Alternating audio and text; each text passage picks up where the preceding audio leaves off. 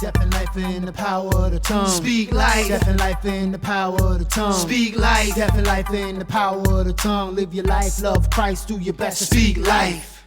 Death and life in the power of the tongue. Speak life. Death and life in the power of the tongue. Speak life. Death and life in the power of the tongue. Live your life, love Christ, do your best to Speak life.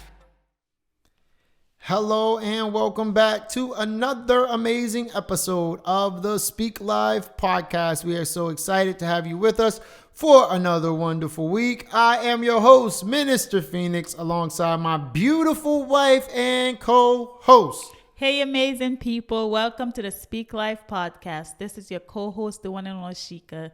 We are so happy to have you here with us today. Yes. So just a moment to take a shout out. We want to shout out all of our listeners, all our subscribers who continue to rock with us week after week. We are appreciative that you choose to spend your time listening to us. So if you have not subscribed, make sure you go and subscribe. You know, for all our faithful listeners, we're happy to have you back. And if this is your first time, welcome to the podcast. Now, if you have been enjoying the podcast and you want more content, feel free to join our Patreon.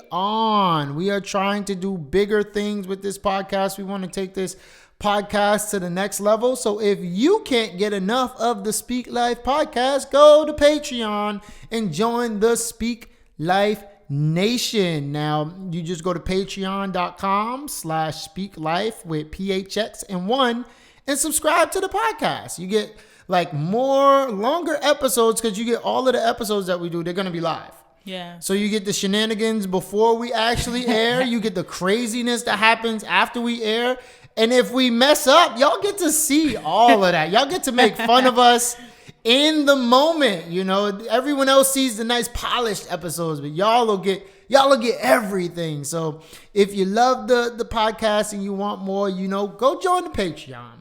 Go join the Patreon, and we'll have some merch that'll be coming exclusive Speak Life Nation merchandise just for you, the Patreon members. So go and check it out. It'll be in the description at the end of the episode. All right, now that all of that fun stuff is over, let's jump into this week's episode. Now, I'm excited about this week's episode because this is actually a listener-suggested episode. We didn't come up with this. Yeah. You, the listeners, decided you wanted to hear about this, so we was like, all right, you suggested it, we're going to do it. And today we are going to talk about blended families. Now this is interesting because we don't have a blended family. Yeah. I've seen a few. You know, I have a few of my siblings who have blended families.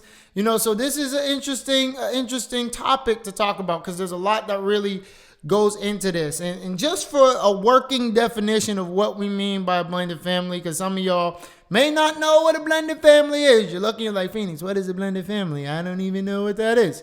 Now, a blended family, it works like this. It's when one of the people in this family, well, whether it be a marriage or a relationship, someone's coming into the relationship with children or a child. At least one child needs to come into the relationship, and it can't be from the spouse. So if Miss One and Only and I were going to get married and I had a child or children coming into the relationship and she was not the mama, we have ourselves a blended family. All right. Now this is going to be fun. I think this is going to be fun. So what are some of the good things? Like if you could think about some perks of having a blended family, you know, what are some things that you would think would be a plus? So I think just having another person, maybe your age, coming into the family. Like say if your father then marries someone and she's coming in with a 13-year-old and you're 13, it's like, oh wait. I don't even got to wait for a sibling. Yeah, I get to have someone who I could talk to, someone who I could relate to, someone who I could like hang out with that's my age, you know? So I feel like that's always a plus, and someone that you can get to like really chill with. But you know, and that's the perks of having it, I think. And to look at things on a, you know, in a different perspective, as to like, oh, what happened with what was your mom like, or what was your dad like, and you could talk about, you know, each your parents, and I think like disadvantage of having like let's not go into the disadvantages okay. yet. I want to stick with the advantages because I think Okay. there's a lot of advantages There's to a lot. actually having a blended family. yeah, this topic Like, is kind of like it's a lot. There's a lot that goes into this. And when I was thinking about this, I'm like, there really is a lot to go into this. Let's say, you know, if you're someone who doesn't necessarily want to have your own kids, like if you're a woman and you don't want, you're like, I don't really want to push out any babies. It's like, my baby's coming with a baby, so it's like, you know, bam, I don't even have to worry about that. I have this child that I can love, and guess what? I didn't even have to push it out. Ha ha. You Yeah. know, so and even if you have challenges with having children, you know, that could possibly be, Yeah. you know, a plus, you know, because you have this child that you can, you know, could raise as your own. exactly. Yeah. You know, and also, if you have, like you said, if you are a child and, you know, you want siblings, especially if you're an only child. I'm not an only child, so I don't know. But I imagine that could probably get lonely. Yeah, very so lonely. if you're about to get some company with this blended family action, like, oh, I got someone I can mess up the house with, you know. Yeah. So that could be definitely, you know, fun also.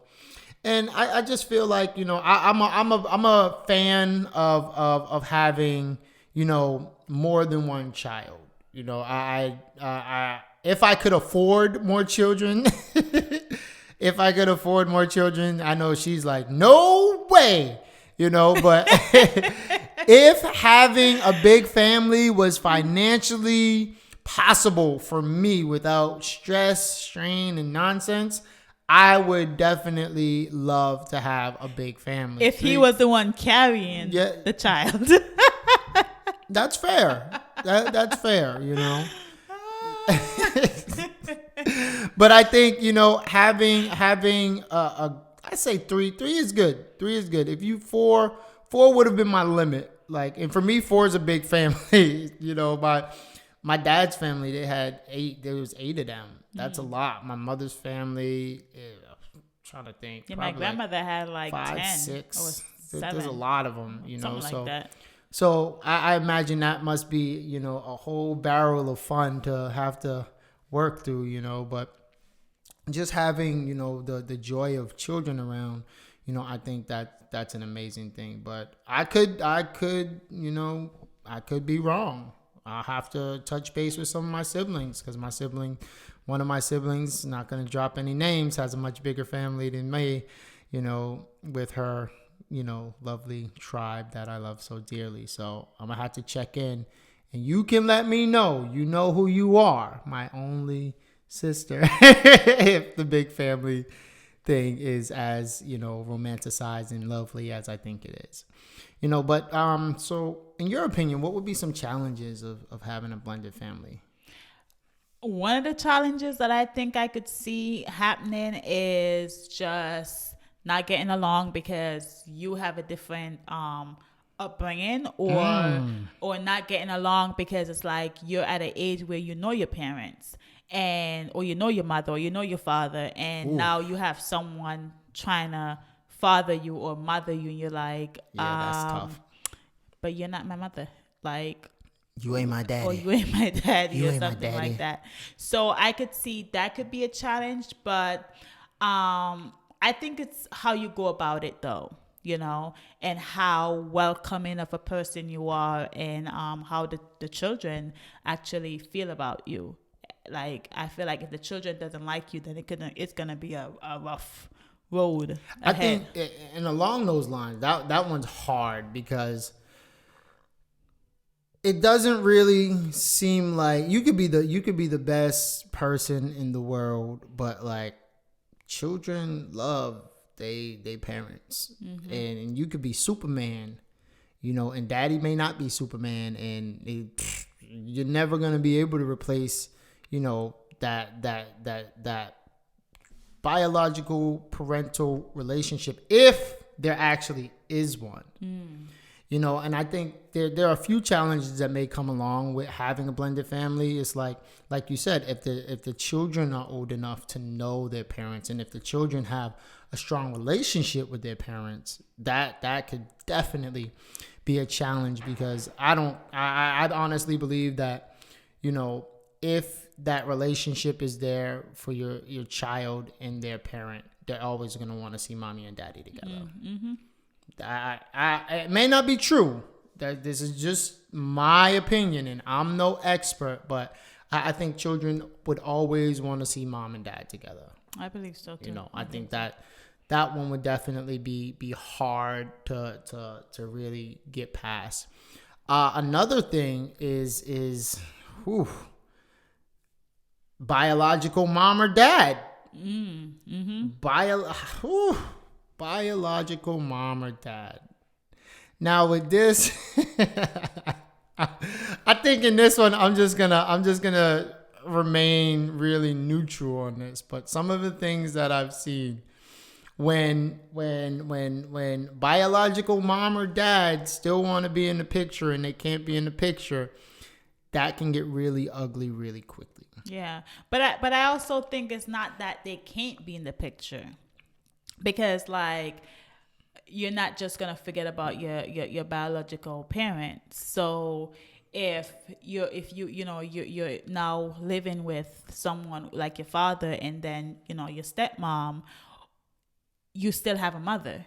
So you're still going to want to be around your mother. You're still going to want to be around your parents, I should probably rephrase this. Yes. I should rephrase this. Now, when I say can't be in the picture, I don't mean can't be in the picture for the children. I mean, if biological mom or dad still has feelings or wants a relationship with the other parent. Okay. Then it's like, yeah, baby mama, baby daddy drama. Yeah, I mean, I see where that could happen, but then it comes with boundaries. Like, so the mother or the father, whoever is now living with a different or their spouse, then they have to set limitations and boundaries as to like, now I have my family, now I'm married, or now I'm in a relationship with this man. I know you want me back, but you can't have me back. Can't have me back. That ship has been sailing gone. Like, you can't have me back. So now you just have to respect my relationship. But what if they don't? Well, that's gonna be some really serious conversation happening. So it really comes with, I mean, how can you not respect that I've moved on? Listen, it's been my experience just looking at the world. There are some people who just are out of touch with reality. Well, that's when, okay, I'm sorry, but I'm gonna have to take it up with the law. Oh, aha! This is a good point. I wanna jump on this one right here. Do you believe, or when do you believe that someone should, when it comes to this situation, this blended family situation, when do you feel like it's time to get, courts and stuff involved? Or is there ever a time where courts and stuff need to be involved? Because I've seen some interesting posts online where you get people who complain about, child support, alimony payments, things like that. And it's like, when or if, is there a time where, you need to involve the law in these parental relationships? I mean, it depends, because there's a lot of things that you can work out. There's a lot of things that you can talk about together without getting the law involved. With rational people. Because you have to have rational people that you're dealing with. Because some people are just highly irrational. Yeah. So crazy. with rational people, like, you definitely could talk about it. If you're irrational, then... And, especially if it's a person who's abusive and you don't want to be around the person, or you don't want to really you're scared to even come in contact with the person and just to sit there and have a conversation about something like that, then I believe that's when you get someone who has a higher power involved, because there's no need to put yourself in danger. There's no need to put your peace Peace your is peace priceless. is everything. Oh my So goodness. if someone is gonna disturb your peace and your happiness with now your new family and your spouse, and like, you can't have that. You can't have anything messing with your happiness. So if I'm in a happy relationship, and if I'm the person, and you have your significant other who has a man out there, or somebody who is gonna come and like always trying to disturb and cause drama. If I'm not married to you, I would be like, oh, you know what, this is just way too much. I can't handle this. Like, peace, I'm out. Oh, you're giving them the peace. Yeah, the peace. yeah. Like, I'm out. I can't handle this. Like, you gotta get you gotta take care of, But at the end of the day, like, if it's someone that you could work it out with, then go ahead and do that. Like, it depends on when you need to get the law involved. That's not the first thing you have to do. But if you can't work it out, then. Because that's interesting, because there you will see times where you will see parental relationships being weaponized.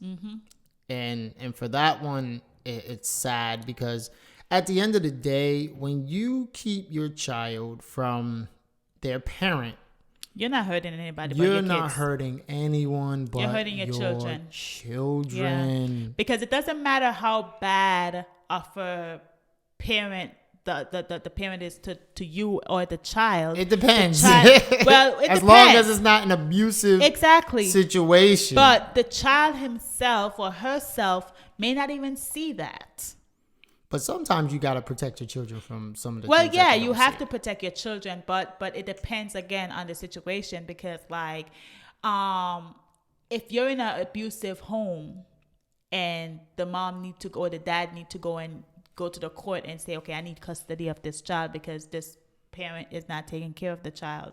Like, sometimes as children, like, you would rather be with your parent who than to go with living with someone who you didn't grow up with. That's true. And you're like, okay, I would rather be in this unstable home than going somewhere. But as you get, it depends on the age of the child too. So as you get older, you'll start realizing, wow, thank goodness, thank God that my X, Y, and Z come and got me, because if they didn't, then my life would have been like done. But you kind of see the importance of them taking you out of that situation. But some kids, they just can't see past that. So it depends. It really depends on the individual. And there's a lot that really does go into that piece. This one, this thought is the one that always gets me, because you see this piece in movies. You can go on the social media at any given time and find a situation like this. So this is a really interesting one. So in the blended family situation, right, depending on how old your child is, what does your child, if you're coming in with children, and let's say I'm coming in with children, you're coming in with children, and then we get married, what are my children going to refer to you as? But you know what though? This is the one right here. So it depends. So I feel like if you're gonna come in, like, you're gonna get married, no, you're gonna be one big happy blended Brady Bunch family. There's gonna have to be like a round table talk. Like, you're gonna have to sit down, all of you together. Like, you're gonna have to sit down with your kids. I'm gonna have to sit down with my kids, and we're gonna talk some stuff about it, and then we're gonna come together as one big family. Oh, so it's kind of like it's gonna be kind of like on the football field. It's like y'all are gonna have your huddle. We're gonna have our huddle, and then we all gonna come together. Yeah, and I think that's important, because then you're not gonna just bring everybody together without talking. Like, okay, are you okay with this, or what are you feeling towards this, or like, you're gonna need to ask your kids something, like, how are they feeling about moving in now with other family who they're not used to. And then with that is like, when you come together now to talk, these are some of the questions that you could ask. Like, so as a parent, you'll ask the other, your like your spouse's kids, like, what would you guys like to call me? I'm not going to go and tell you, okay, you're going to have to call me mommy. No. What would you guys like to call me? That's wisdom right there. And then they tell you, okay, or if they say, I don't care or whatever, but then if you're not comfortable, like you have some people who are not comfortable to just for their kids to just call them by their name. So Yeah, let Elisha come downstairs one day and be like, "Hey, no, K-Nay." but I'm saying it's different though. It's different. If No, you're I a think blended yes. family. In that situation, So I it's think different. it is definitely different. So if you're not my mother, like of course I'm gonna call my father if it's my father and then my stepmom, of course I'm gonna call my father, continue to call my father what I've been calling him, daddy, whatever it is, but I'm not gonna be expected to call his wife mommy or yeah. mom because she's not my mother. And if so now you have to come to an agreement like, okay, what would you like to call me? If the kids are younger, then of course you're gonna have to like kind of tell the kids what you would rather them call you. But if these are like teenagers or older kids, then that's when you're gonna sit together as a family and talk about it and say, okay, what would you like me to call? What would you like me to call you? Or, you're going to ask those questions. But if they're younger, then you're going to have to guide them into what you want them to call you. So it depends on the age as well. I think the age definitely plays a big part, a huge part in it. And then with that, I think how good of a relationship they have with their biological parents plays a big part. Oh in that yeah. also. Oh yeah. Because if the person was like a no good parent, and then they get a parent who's like, oh my Yeah, gosh, they're I like, wish she was like my that's the biological only- parent. that's the You're gonna have only a thing you've great ever really relationship. known, Yeah, you you're gonna know? have a great relationship. So it really depends on the situation. And I feel like this conversation would be awesome to have a blended family, like someone who, is in a blended You see, and this family is why we to- need more microphones and we need more stuff so we can expand the set. Yeah.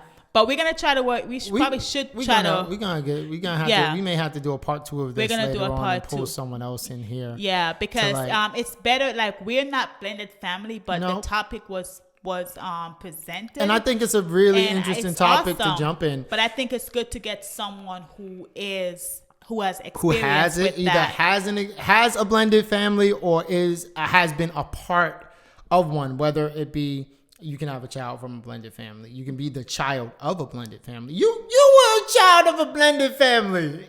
Not really. Yeah, really.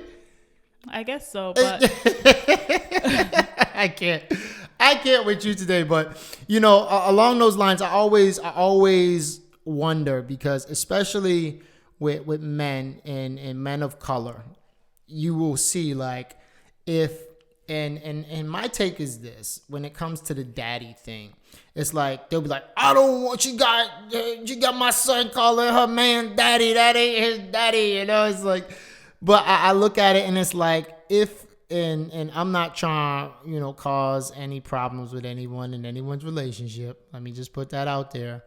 But I feel like if fellas, if we were, really handling our business and playing that father role in our child's life, we would never have to worry about our child having to call someone or planning on calling anyone else, yeah. But I mean, it And depends. the age, it does. The reason why I say this, like to what you said, it really depends, because sometimes it doesn't mean that the guy has to be the one to mess up. It could be also it that doesn't. The They female could, like, honestly, take the child away. Sometimes you can just not get along with people and realize, like, listen, we can co-parent these children, but we just can't be together. And there's not a problem with recognizing when you need to leave. And I think like a lot of issues with abuse happen is when people realize, like, or don't realize, like, it's time for you to go. When you start like beating up on someone, or you get to the point where you can't stand someone to the point where you are going to put your hands on them, it's time for you to go. And in those moments, like, when you split up, that doesn't mean you need to not be in your, child's life. But then there's like I said, the weaponizing of parenthood, where those situations happen. And it's sad that those actually do happen, because you have some really great parents out there who, because of people and being bitter and being hurt, will weaponize that custody and be like, you know what, I'm going to get a court order to get full custody, and you're not going to see your kids, or you're only going to see your children on, these days and that days, and it's sad. It is sad, so that situation does, it depends with the situation. But even in those senses, if you have like, you made me lose my original. No, that's what we talk about. Calling another, person by mommy, daddy or mommy, in those situations, I feel like you can, like, I've seen, like, growing up, one of my friends, he knew his biological mother, had a relationship with his biological mother, but his dad used to have, his different relationships that he would be in. And one of the things that I loved about what he would do, for in showing respect to, the relationships that his dad would have, he would call like if it was like, if his mom's name was whatever, he called his mom. But then, like, if he had a relationship like with one of the relationships that his dad would have, if they actually were nice to him, and he they showed that nurturing love, we would refer to him, like, let's say you were his dad's girlfriend at the time, he would say miss. He would say Mummy Shika. Oh. So he would if he felt that relationship, that nurturing, that love, where it was like this was mommy, a mother, but he would name. put their name in there. No, so I always thought that was interesting. cool. I was like, he still, there was never a doubt, who his mom was. He still had that relationship, and even though mom and dad, weren't together, he still was able to, still and make it that goes connection. to show you that that's a form of respect. Yeah. That you have for the person. And I know in a way where there's other people who will say Miss or Mr.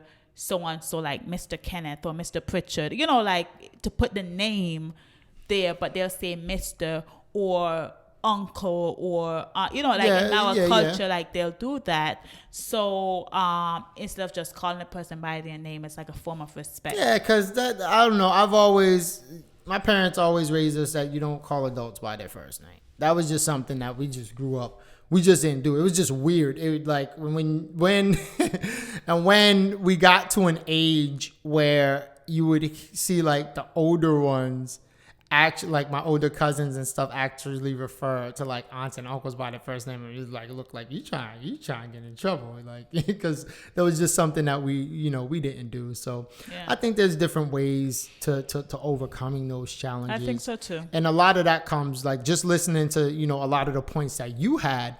A lot of that really does come from conversation and open communication. That communication piece is huge. And I think communication is really an underrated tool, but it's like so important. And it really doesn't matter. The conversation does not matter how young the child is. Mm-hmm. So if the child is like Charity's age, like 2 years old, you still can speak down to the child's with ability to understand what you're saying, but you still have to say like explain, but explain in a way where the child could understand, because you look at a 2-year-old, even they're very like smart. even at her age, there's so much that she understands. She already know and understand, just like crazy. So and so, like, what happened, you'll see where when people don't have a conversation with their children, and then you like flip flopping, you're in this relationship, then you're that, and it's like you see the kids start acting out, and then you're like, wait, what? And because it's a 2-year-old, you may be like, oh my gosh, now she just this temper tantrum. Sometimes it's not a temper tantrum. Sometimes it's just the child acting out. It's not a temper tantrum in a way where it's like but it's age appropriate temper tantrum. It's like that's how I'm communicating with you. Like I'm frustrated, like I'm upset at the situation, but I don't know how to explain to you that I'm upset. So I'm gonna scream and I'm gonna cry. I'm gonna like throw things, I'm going to break things, I'm going to do all these things because I don't know how to explain to you how I'm feeling right now. Wow. And you find that happen with younger kids. And older kids, they may start rebelling in a way where you're like, oh my gosh, what happened to you? Turn a teenager, and then it's just like, okay, they're already going through hormones. They're already going through what do you call it? Puberty. Different things going on. So mix that with a major change in their life. It's like, yeah, you're in for it. You're in for it. True. So it depends on the situation. So conversation needs to happen. And not every time you have conversation, it's going to go well. And it doesn't mean that because you're having conversation, things are just going to be like, oh, everything is going to be nice and good. Great. It's not. Like, look at your own child. You guys bump heads that time. So imagine if, like, you bring another family in. It's going to be like, yeah, it's like, whoa. And like I said, there's a lot of things. I think this conversation, we could do like a 3-part, because I would like to see it from the child's perspective. And also another parent perspective. So this is I think we're gonna come back to this. We may have like 3 parts to this. Ooh. Because I really I think it would be important, hon. I think it would. To see it from a child's point of view. Like, how did it feel? I got a perfect idea for a guest for that. You know, I got a perfect idea for a yeah. guest for So you want to wrap up? We could. Yeah. Stay tuned. This is a good one. This is a good one. Shout out to all of the listeners. This is gonna be a good series. So yeah, it's gonna be a. This is 3-part. Blended Family or maybe Part even 1. More than Blended Family Part 1. Yeah. You know, we at the tip of the iceberg. We gonna really dive into this one. So we thank y'all for tuning in. Stay tuned to episodes 2, Part 2, Part 3, and wherever it takes us. We'll see. Wherever How it the takes conversation us. keep going. Yes, yeah. indeed. So remember, death and life are in the power of the tongue. So make sure you speak life. Don't Speak forget life. to tell a friend, comment, like something, Yes, like just comment, comment subscribe. on Make sure you conversation. comment. I love the comments because this helps us to look at different ways of seeing the things that we're dealing with. So we love those comments. Comments, subscribe, and make sure you check out the Patreon. If you want more content, you want to be a part of the Speak Life Nation, you want to see the podcast get bigger and better, support the podcast. We love y'all. We hope y'all have a great week. We appreciate y'all. Appreciate y'all. Have a great week. See y'all later.